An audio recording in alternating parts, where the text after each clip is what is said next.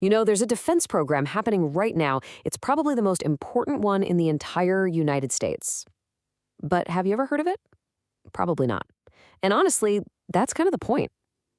We're about to go inside a colossal project, one that's designed to stay deep in the shadows of national security.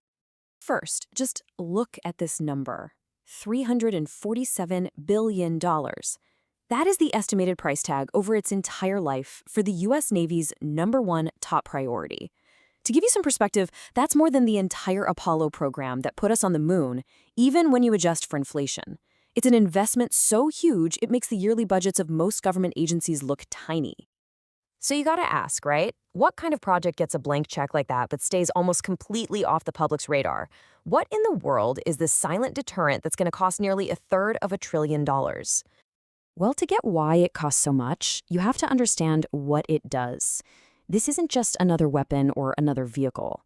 For the United States, this whole program is, well, it's the ultimate insurance policy for a world that seems to get more and more uncertain every day. This is it, a ballistic missile submarine, or what they call an SSBN. The simplest way to think about it is as a ghost. It's a stealthy underwater launch pad for nuclear weapons, and its one and only job is to just disappear. It slips into the deep ocean, providing what the military calls a survivable second strike capability. The logic is brutally simple. No matter what happens, no enemy can ever be 100% sure they've taken away America's ability to hit back. And that absolute guarantee, that's the whole ballgame of nuclear deterrence. Now, this is where it gets really interesting. The current submarines, the legendary Ohio-class, they started patrolling way back in 1981. I mean, they've been the silent guardians out there for over 40 years. But you can't cheat time. They're getting old. And as you can see, the first one is set to retire in 2027. That date isn't a suggestion, it's a hard deadline that's rushing towards us. And the stakes here are just astronomical. See, America's nuclear arsenal is split into a triad: bombers in the air, missiles on land, and these subs in the sea. Why 3? It's all about survival. If one part gets taken out, the other 2 can still respond. But the sea-based part is, by far, the most critical.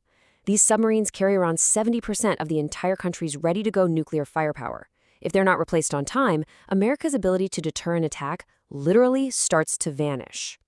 So, what's coming next? What could possibly replace these incredible machines? Well, it's not just a newer model. It's a full-on generational leap in the science of hiding under the ocean. Meet the new Columbia-class submarine. This really shows you the difference, doesn't it? The Ohio-class was a masterpiece of 80s tech, with steam turbines and a reactor that needed a super complicated 2-year-long refueling session right in the middle of its life. The new Columbia-class, it's a totally different animal. It's got this ultra-quiet electric drive system and a nuclear reactor that's built to last the sub's entire 42-year lifespan without ever needing to be refueled.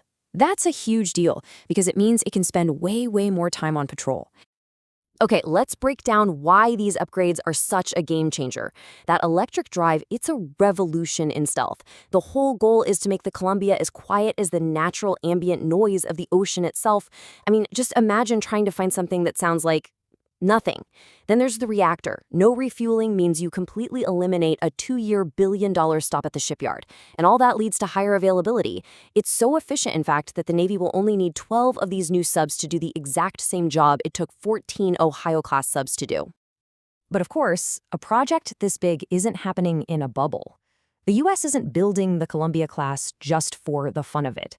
It's a direct answer to a world that's changing fast, and specifically, to a new, high-stakes competition that's heating up deep beneath the waves. So is America the only one doing this? The short answer? No, not even close. Both Russia and China are pouring resources into modernizing their own ballistic missile subfleets. It's become a 3-way race for who can truly own the deep. Let's start with Russia. Their new Borei-class submarine is no joke. It's very quiet and very capable. The U.S. is betting that the Columbia will be a full generation quieter, but look at the trade-off. You can build about 10 Russian subs for the price of one American one. And maybe the most important part, Russia's new fleet is already built, in the water and on patrol as we speak. Now with China, you've got a totally different challenge. Their next generation sub, the Type 096, sets up this classic strategic problem: America's bet on bleeding-edge technology versus China's incredible ability to mass produce. They can likely build their subs for a fraction of the cost. And some of the intelligence world worry they might actually get their new fleet operational before the first Columbia even begins its patrol. And that idea of a competitor getting there first, brings us to what might be the single most important part of this whole $347 billion story: the clock. Because for the Navy and for the shipbuilders, the calendar is just absolutely, totally unforgiving. This chart lays out the problem perfectly. The old subs start retiring in 2027. The first new Columbia, which is already behind schedule, isn't expected to be delivered until 2028, best case scenario. And it won't be ready for its first real patrol until 2030. You can see it right there. The margin for error is razor thin. Any more delays, and you start to get a dangerous gap in America's nuclear deterrent. And the project is already struggling to keep up. Now, the good news is the first boat is over halfway finished, but the program is fighting some serious headwinds. Parts from suppliers are showing up late, and that's made worse by a much bigger problem. The entire American defense industry is just smaller. It's about 70% smaller than it was back in the Cold War, which makes building something that's complex incredibly challenging. And this is what makes everyone so nervous. There is no plan B. The Columbia-class submarine is the only plan. If these boats aren't delivered on time, that's it. You can't just keep the old Ohio-class going forever. The capability simply starts to degrade. This pressure is being felt all the way at the top. The Secretary of Defense put the entire industry on notice recently with a really stark message. He basically said, "We will only work with partners that can deliver with speed and volume, accelerate or fade away." That's about as direct as it gets.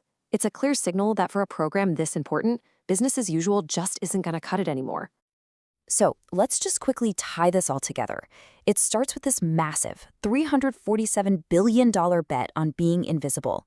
It's a bet America has to make to replace a fleet that's absolutely vital, but is also getting really old.